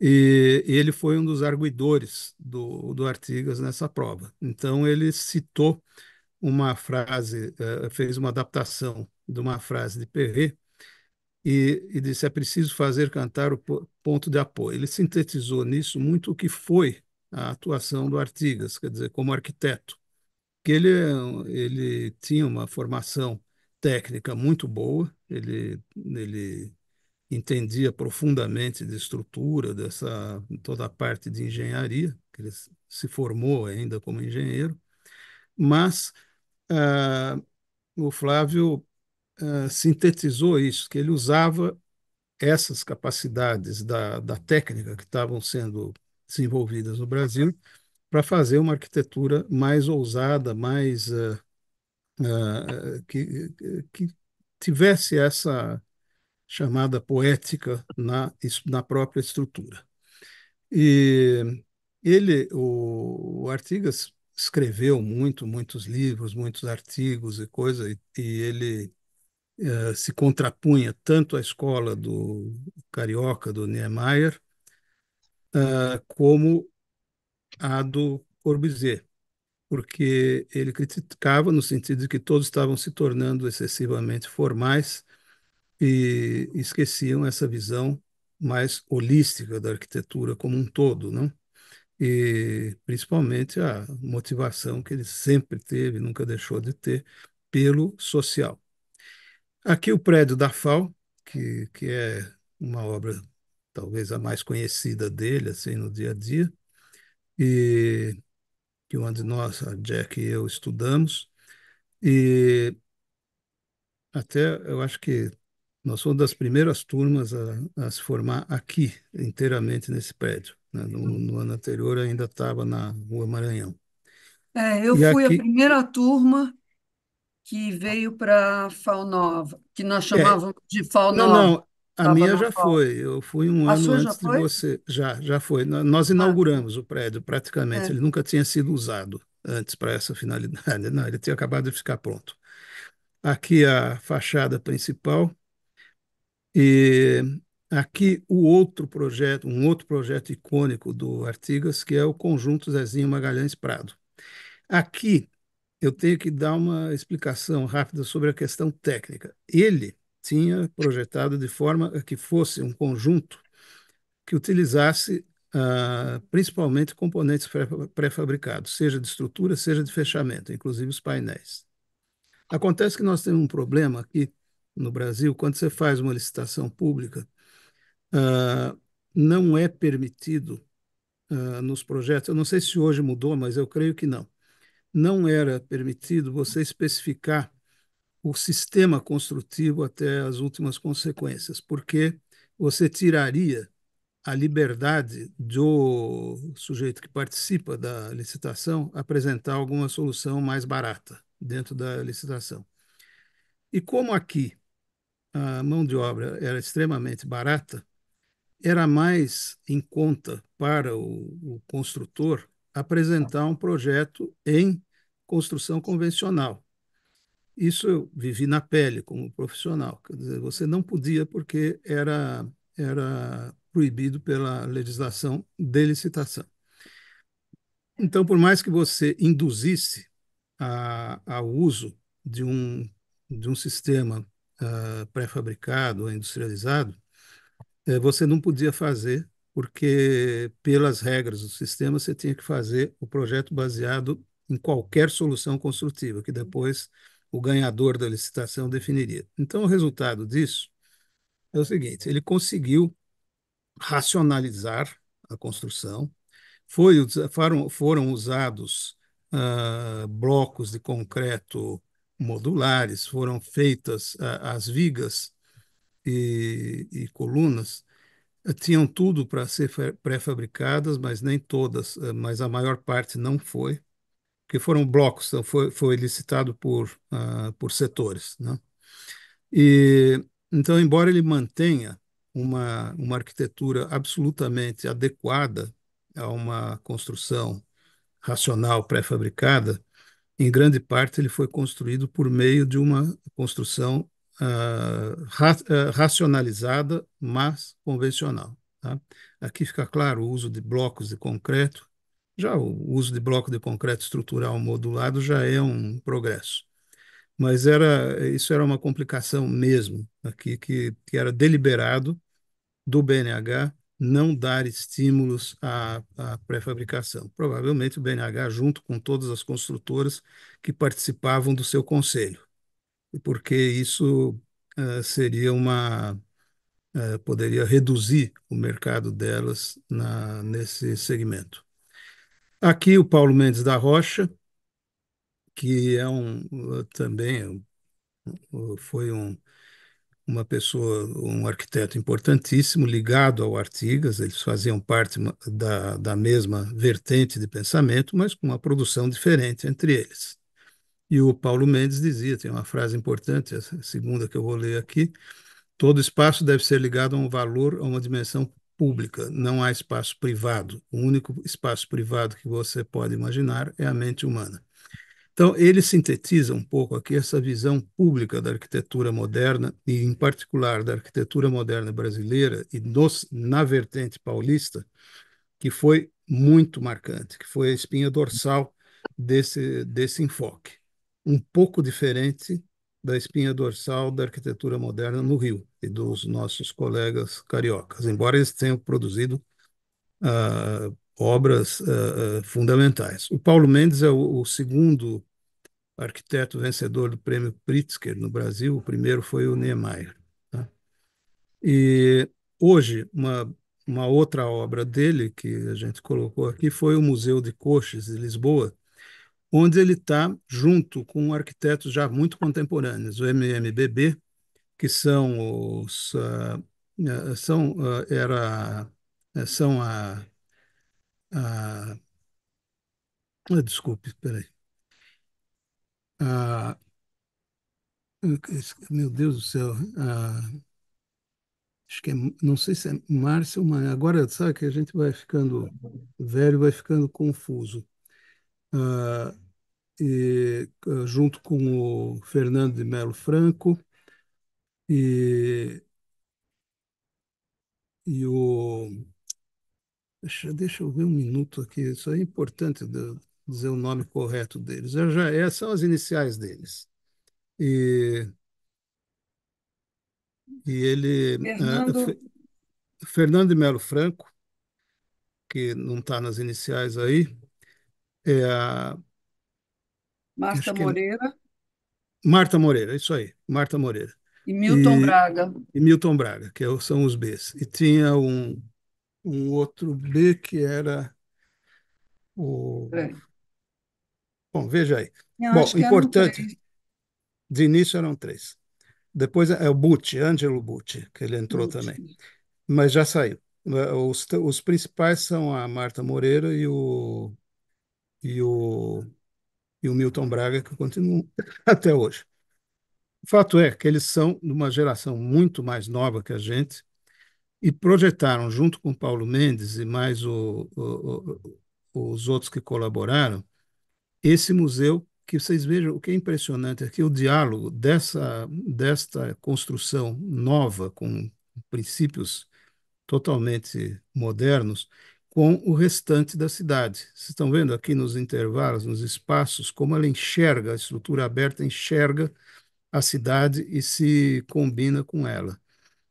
Cada ponto daqui que você passa, você tem um diálogo entre o museu e a cidade. Eu acho que isso é um predicado importantíssimo dessa obra, e ela, portanto, se integra na estrutura urbana de uma maneira muito amigável, embora não seja uma simples reprodução daquela arquitetura que estava lá. Aqui não poderia deixar de mencionar o Conjunto Nacional, que conhecido de todos, e do arquiteto Davi Libeskind, que teve essa como a principal obra dele. Eu não sei de outras obras dele. Mas foi uma estrutura muito inovadora na época, né? E com um espaço comum que continua válido até agora.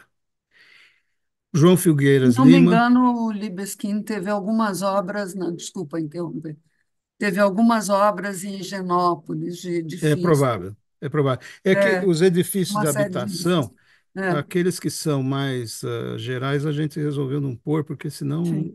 não ia dar tempo, já estava quase esgotando o nosso tempo. Ah, aqui o Lelé, conhecido como Lelé, que é o João Filgueiras Lima, que ele trabalhou muito com a técnica de pré-fabricação em argamassa armada e, e que aqui na fotografia, isso aqui é o Hospital Sara Kubitschek, né? Centro de Reabilitação em Brasília. E aqui o ateliê, é a oficina de pré-fabricação de peças, né? E aqui começa uma transição para um tipo de pré-fabricação que não é numa grande usina, mas são em unidades, às vezes no próprio canteiro. Não é o caso aqui, mas que são, tá? Aqui uma intervenção do Rui Otaki em Heliópolis, na favela de Heliópolis, e que ele, além disto, aqui ele fez um trabalho de reabilitação das ruas, das casas existentes, que até hoje tá funcionando. O Rui Otaki, como vocês sabem, ele projetava uma série de outras coisas, mas ele, em um dado momento, ele foi cobrado. O que que ele pode fazer numa área como Heliópolis? E aí ele deu a resposta, e foi essa. O pavilhão São Cristóvão aqui,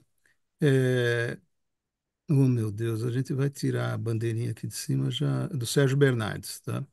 Ele está aí, essas fotos são da época, era um vão livre enorme, uma cobertura de 250 por 150 metros, só que ele foi totalmente remodelado, modificado. Nós não vale a pena a gente mostrar o que é hoje, até porque são poucas as referências, as fotos, as coisas. Mas era uma obra de grande porte, muito importante, e mais uma vez aqui vocês veem os elementos vazados como forma de promover o condicionamento natural. Severiano Porto, também do Rio, ele hoje estaria, caso estivesse vivo, classificado entre os arquitetos que fazem obras amigáveis à natureza, à mudança climática, porque ele fez muito isso, mas ele já não está mais aqui entre nós. O restauro, como eu disse, era um dos fundamentos da parte teórica e do aprendizado da arquitetura moderna brasileira. E nós tivemos como um grande estudioso, trabalhador, arquiteto atuante nessa área, o Luiz Saia, né? Inclusive, ele trabalhou junto com o Lúcio Costa em projetos específicos de restauro. Nós não vamos ter tempo de entrar no detalhe disso, mas o, o restauro dele seguiu rigidamente as normas mais avançadas de restauro, no sentido de recondicionar, de dar uma, uma estabilidade, uma nova leitura à obra sem descaracterizá-la. Isso tem uma certa polêmica na área, porque há alguns casos de restauro que descaracterizam totalmente a obra, né? E uma vertente que admite, dentro do restauro, você ter algumas áreas nitidamente modernas, porque não existe mais resquício daquilo para você tentar fazer um exercício de reconstrução. Mas normalmente o restauro tem que ser verdadeiro, quer dizer, você restaura aquilo que é restaurável e aquilo que não é restaurável você não vai tentar inventar o que teria sido. Então aí você coloca uma construção que seja nitidamente outra coisa. Isso, eu não sei se algum, vocês que são, tem muitos aí que são italianos e curtem muito a Itália. Uma das obras de restauro mais incríveis que eu acho que tem são os mercados de Trajano, na Via Nazionale, em Roma, que eles pegaram uma construção antiquíssima e puseram elementos contemporâneos, com vidro, aço, etc. Foi para realmente valorizar aquilo que foi. Aqui, o único desses arquitetos, o segundo arquiteto vivo dessa lista é o Eduardo de Almeida, que tem também está com bem mais de 90, e cuja obra mais recente, mais comentada é a Biblioteca Mindlin, a Brasiliana, na USP. Isso vale a pena visitar quem não conhece. E agora o grupo Arquitetura Nova, que seguiu. Vocês têm um pouquinho de paciência, eu acho que com mais 5 minutos eu consigo passar. Que eram os arquitetos Rodrigo Lefebvre, Sérgio Ferro e Flávio Império, que criaram esse grupo em 62. E eles tiveram como um eixo, um foco principal, eles eram uma dissidência já do grupo do Artigas. E até o título aqui ficou Dissidência ou Desdobramento, porque hoje em dia, você olhando para trás, você percebe que é mais uma evolução, um desdobramento, do que realmente uma contraposição. Não havia uma contrafação tão forte. Mas, especialmente o Sérgio Ferro, ele desenvolveu muito a parte teórica desse grupo, ah, identificando a grande questão que ele colocava como uma dissidência eventual do Artigas é que o Artigas acreditava na obra de arquitetura como um poder transformador da sociedade enquanto tal, mas não se detinha tanto no processo de construção daquela obra. E que o Sérgio Ferro questiona é que, se você quer uma obra de vanguarda que tenha um sentido social profundo e amplo, você tem que também prestar atenção quais são as relações de trabalho dentro do canteiro de obras. Então, aí, o Rodrigo, que foi o arquiteto sócio que tinha familiaridade com o processo construtivo, mais técnica, mais profunda, ele propôs, eu não vou ler isso aqui, depois eu posso disponibilizar o PDF dessa apresentação para quem se interessar. Ah, ele, ele passa a trabalhar com processos construtivos, que são uma adaptação da arquitetura tradicional brasileira com uma racionalização sempre na escala do homem. Então, componentes pré-fabricados que possam ser feitos no local, carregados por trabalhadores, sem grandes necessidades de equipamento, e uma melhoria no uso dos componentes existentes na arquitetura brasileira. Quer dizer, é aquele princípio que a gente se referiu da utilização do que havia, do estado da arte da construção, e melhorar em cima dele, e não procurar reproduzir uma construção europeia. E a grande crítica deles ao processo do uso intensivo do concreto e as formas obtidas por meio da plasticidade do concreto era que o canteiro de obras, para você construir, por exemplo, eles citam nominalmente a cúpula do Congresso Nacional ou os pilares da Catedral de Brasília, envolviam uma relação de trabalho com a mão de obra que era extremamente autoritária e que era muito extenuante. Era uma coisa que o concreto armado ele é uma técnica de trabalho intensivo, se ele não é pré-fabricado, e que muitas vezes ele é ele envolve um sacrifício sobre-humano da mão de obra. Então, a crítica deles era fundamentalmente essa, porque aí tinha a parte teórica que criticava também o processo de construção como uma alienação do trabalho dentro da teoria marxista, e desenvolveram as abóbadas. As abóbadas, só que um pouco diferentes. Isso aqui são abóbadas com peças leves, pré-fabricadas de concreto, que são preenchidas com elementos cerâmicos que não envolvem toda aquela submissão do trabalho que estaria envolvida nas construções abobadadas dos outros arquitetos, especialmente no Niemeyer. Tinha uma crítica grande ao Niemeyer, né? E aqui o desenvolvimento, como é que se dá a equação de desenvolvimento dessa parábola e das abóboras parabólicas, os sistemas de associação entre elas, e como é que você faz uma construção bem mais simples. Essa é a casa Pericampos, que é a casa que eu moro hoje, e que eles dizem, o arquiteto construiu essa casa com um grande telhado em arco, como para um artista gráfico, que era o Pericampos, o que era o dono original daqui. E foi construído um edifício baseado no modelo da antiga maloca indígena, ou como a Jack traduziu melhor, uma oca oblonga, ou comprida. Tá? Não, longitudinal. Longitudinal. Mas é o caso, quer dizer, isso aqui é pegar a parábola e fazer um contínuo com ela. Provavelmente é a mais simples das casas que eles fizeram, e, e que aqui vocês veem a estrutura de concreto,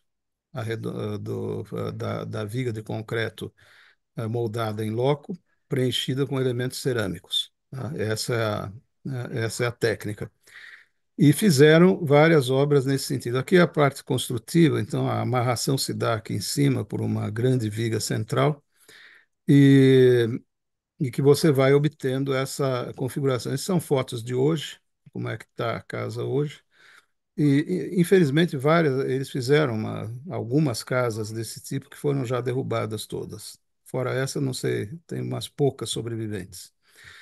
E aqui o uso das abóbadas múltiplas no ginásio de Brotas, que aí tem uma forma de conexão, porque no cálculo que eles fizeram do comportamento estrutural da abóbada era necessário. Então, como você não tinha o completamento dela, você tinha que jogar, descarregar aqui nesses pontos de encontro entre elas, que faziam então você tinha um maior momento fletor aqui, uma maior carga aqui. A casa do Juarez Brandão Lopes ainda existe, essas são duas abóbadas associadas, e depois, rapidamente, passamos pela reforma do Teatro Oficina, que isso foi o Flávio Império que fez, principalmente. Ele várias vezes pegou fogo. Aliás, não, ele pegou fogo uma vez, outra vez ele teve uma reforma radical. Era uma casa normal da Bela Vista, que primeiro o Joaquim Guedes fez uma adequação para uma espécie de um palco central entre duas arquibancadas, entre duas plateias. É mais ou menos como você tem no Sesc Pompeia. Aí teve um incêndio e o projeto do Flávio Império ficou com um único palco com uma parte rotatória. E aqui, eu não vou entrar em detalhes agora da planta, mas você sempre tem, olhando da rua, essa entrada, que é uma estrada fininha, como vocês sabem, e aí, para o Rei da Vela, ele fez essa intervenção. O Rei da Vela foi a primeira peça apresentada nesta nova configuração. Aqui a entrada, ele é um compridão, né? Depois foi feita uma reforma em 87, na qual a Lina Bobardi teve o papel preponderante. Isso é a configuração que ele tem, creio que até hoje. Faz tempo que eu não vou lá, mas eu acho que até hoje está assim, que foi as últimas peças em que o Zé Celso participou e fez, estava já nessa configuração aqui. Isso foi em 87, Lina Bobardi. O Rodrigo produziu projetos porque depois ele teve que trabalhar na Hidroservice, aí já eram projetos muito mais convencionais, mas com inovação. E ele faleceu na própria Hidroservice, trabalhando na África.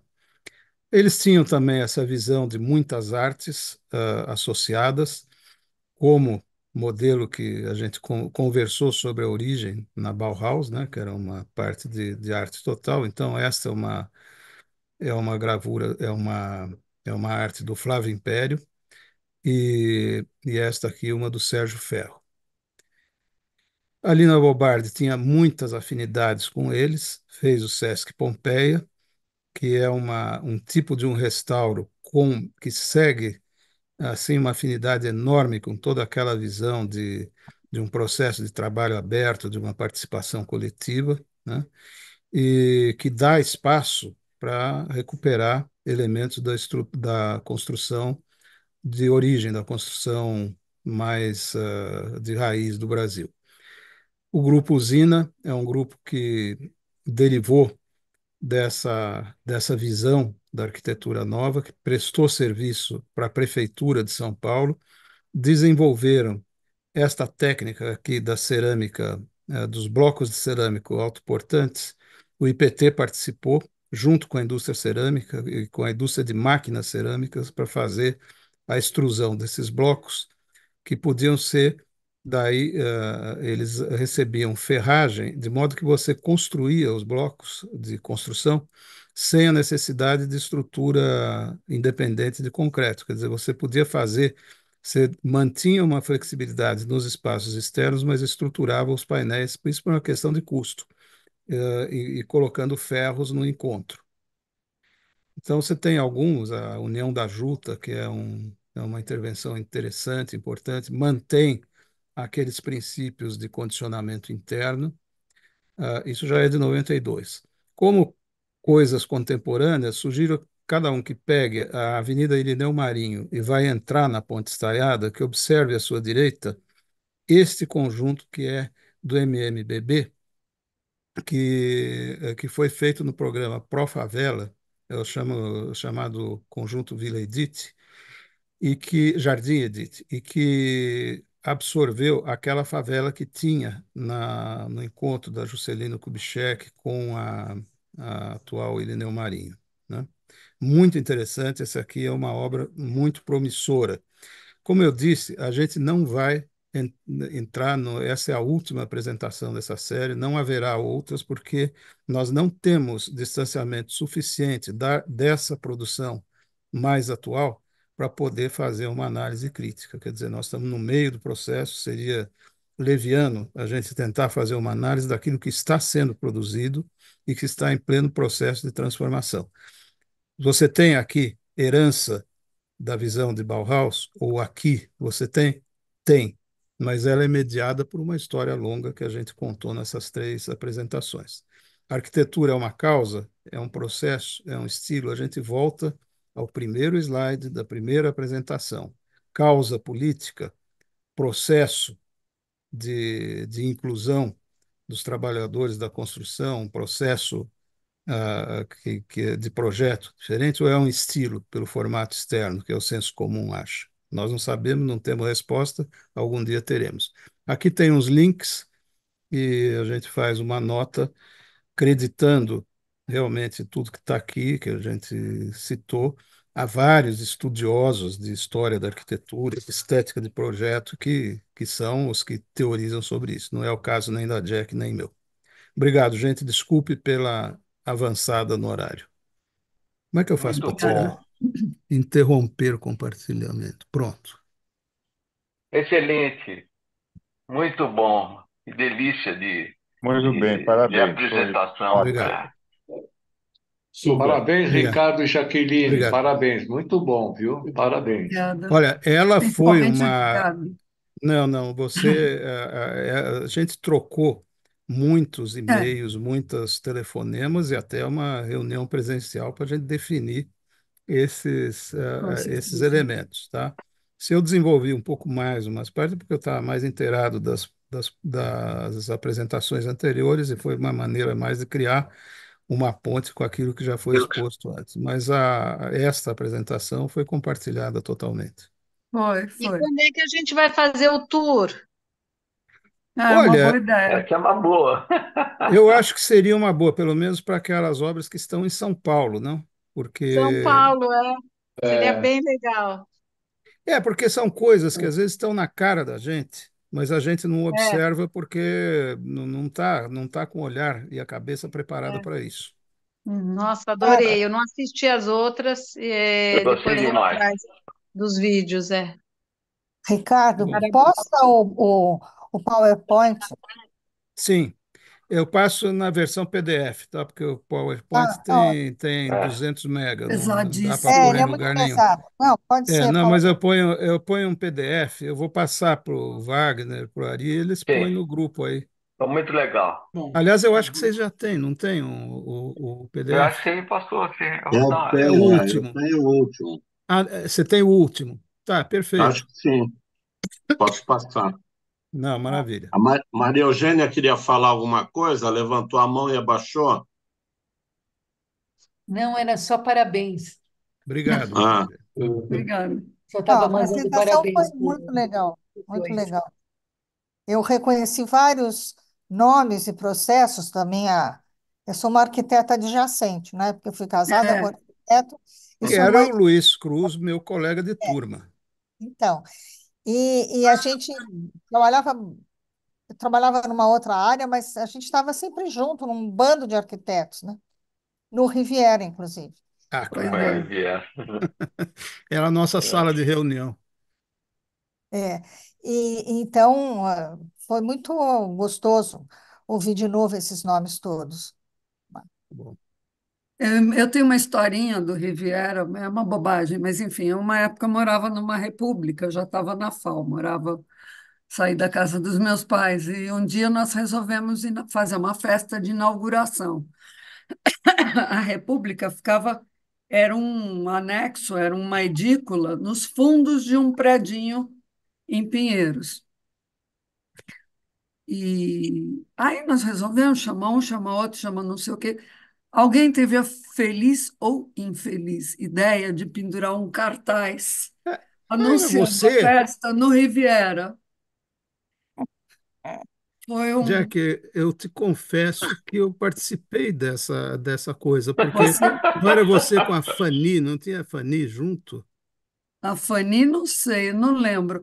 É que nós morávamos em quatro. A A gente Taninha. fez um cartaz que as pessoas destacavam um pedacinho com o Não, endereço. não sei, não sei. Não sei porque eu não fui ver.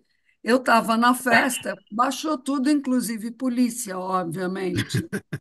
Mas foi assim, dois dos, o André e o Frank, que eram os dois moradores homens, o Frank já Ah, então entrou não em era coma essa, não. alcoólico antes da festa começar. E foi daí para diante. Não, não era a sua, não. Era da sua turma, uma Pode ser. pessoa que tinha uma casa já bem mais arranjada do que essa que você está descrevendo, bem Não, essa burguesa, era que uma tinha casa com quatro. conhaque estrangeiro, etc. E nós pusemos um cartazinho, a Não. turma ia retirando o papelzinho e baixou todo mundo lá. Aí tiraram os conhaques franceses e passaram a colocar o Dreyer. Uhum. Não, nós Chamar. estávamos mais para Dreyer, e a festa tinha como tema circo. Nós tínhamos, inclusive, contratado um engolidor de espadas, de fogo e tal, que obviamente não pôde se apresentar porque não tinha lugar. Enfim, Muito bom. mas isso graças ao Riviera, né? Uhum. Era hábito. É, É, eu só queria falar uma coisa, Ricardo, Pois não. saindo um pouco desse ambiente festivo. Tá. A sua apresentação me veio à cabeça aquela discussão se arquitetura é arte ou não. Pena Oh, que meu o, Deus. pena que o Ivan não está aí, porque eu não vou poder falar mal dele. Mas o, eu acho que essa questão é meio quântica. É que nem ixi, o gato de Schrödinger. A arquitetura é arte e não é arte ao mesmo tempo. Algumas coisas são e outras não são. Porque a minha definição de arte é que arte é uma coisa, até o Ivan falou isso, quer dizer, que dá um senso estético, um prazer estético. E eu vi muita coisa aí que não dá prazer estético nenhum, né? nossa, Ali Olha, eu vou A brigar com você. tota, não concedo à parte. Depois você levanta a mãozinha e fala. Eu Super nunca vi uma democrático. coisa, eu nunca vi uma coisa tão horrível quanto aqueles prédios do plano piloto de Brasília. Aquilo lá é um caco, tá tudo. você E, tem e, e preconceito outra contra o coisa, Niemeyer. não, sem contar os prédios do Niemeyer que eu morei, né? Agora, tem coisas maravilhosas, entre outras a Catedral de Brasília e outras coisas Não. maravilhosas da arquitetura. Então, eu acho que tem uma parte da arquitetura que é arte e outra parte que não é absolutamente arte, é até funcional, esse negócio de industrial Isso não tem nada de arte, na minha opinião. Ah, depende, Agora, eu quero depende do que escutar você a Tuta. entende Eu por quero arte, escutar né? a Tuta. Hum. Fala, Desculpa, Ricardo, diga. depois da Tuta. Tá bom. Então, é só uma explicação muito rápida. Quer dizer, o meu ponto de vista. É arte e não é, é as duas coisas, porque sempre tivemos uma briga enorme e uma questão interminável.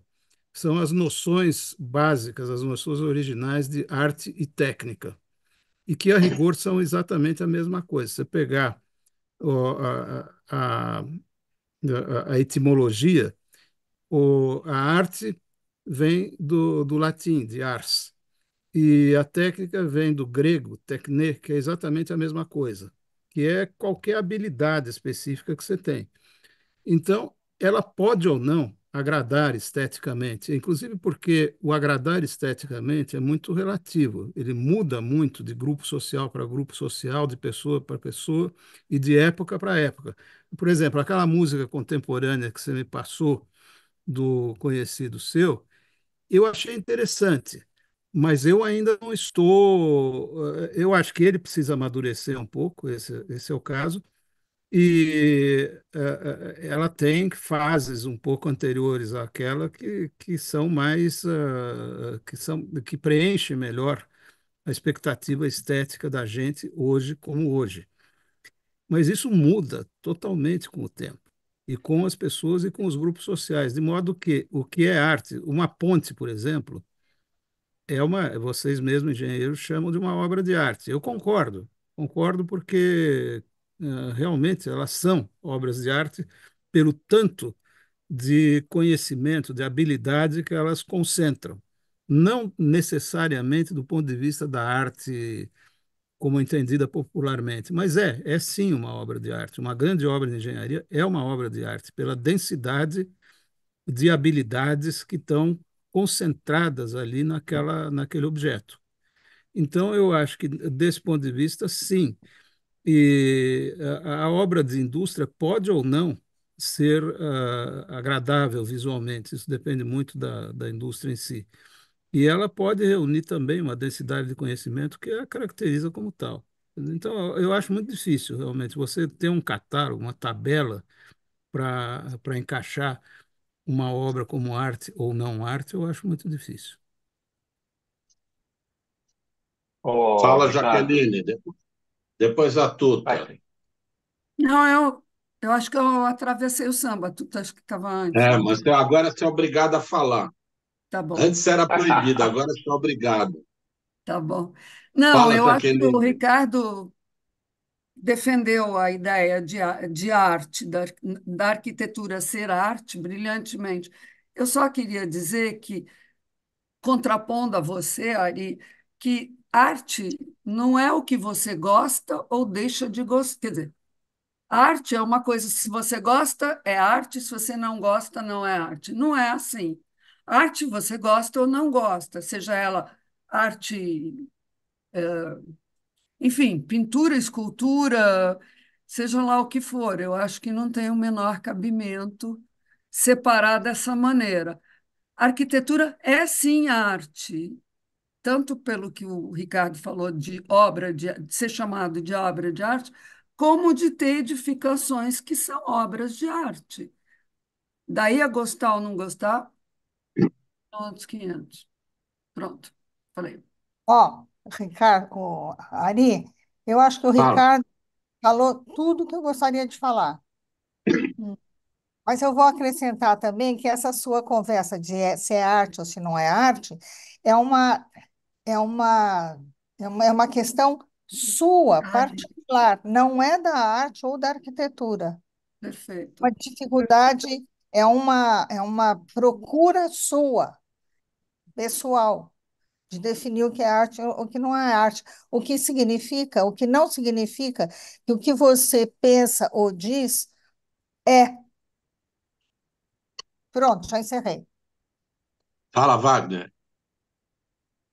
Né, eu tô só para voltar um pouco do que o Ricardo falou, que eu acho uma delícia são as obras, as arquiteturas, né, que tem essa questão de ventilação natural e tal. Então tem uma do Sérgio Bernardes que você falou lá do Rio de Janeiro, que é do Palácio São Cristóvão, né? Uhum. E tem uma outra que é na área de transportes, que é a estação do BRT de lá do Rio. Você entra na estação, olha, eu já tive situação, estava quente, fervendo fora. Você entrava lá dentro da estação, estava fresco. É um negócio espetacular. Foi o Ídio da Costa, que foi o Uhum. arquiteto lá. É espetacular, espetacular essa questão da ventilação natural, que é algo que a gente tem que estar sempre buscando, tentando, mesmo nesses edifícios grandes, para evitar o ar-condicionado, né? E no caso lá do BRT do Rio, eu acho que ficou sensacional na estação, por exemplo. O Hospital de Brasília também é brilhante do Lelé em relação à Uhum. ventilação, né? É, É É. brilhante, não é brilhante. é. Bom, só para encerrar a discussão aqui e fechar, agradeço a presença de todos. Ricardo, eu não sei se o Wagner quer falar alguma coisa sobre a próxima, quem que vai ser? Está Nós aí, vamos ter não? uma apresentação do Roberto Matiello. Ele estava aqui, mas acho que ele Ele não foi está embora, mais. desistiu. É, enfim, vai ser na semana que vem. Eu não me lembro agora qual é que é o nome da. Ah, Eu estou tá sem o bom. meu computador, então eu estou sem a minha anotação. Mas vai ser dele. E depois, na outra semana, vai ser sobre Hungria, que vai ser o Bex que vai fazer a apresentação. Hum. Tá Tá bom? bom. Encerramos, então? Parabéns, foi excelente. Valeu, Ricardo. Obrigado. Ricardo, foi excelente. Jaque, Obrigado. fantástico. Muito bom. Muito Obrigada. obrigado, Valeu. boa noite. Excelente, Tchau. muito Obrigado. Boa Boa obrigado. noite. noite. Aprendi muito Valeu. fazendo isso. Valeu. Tá bom. Obrigado, gente.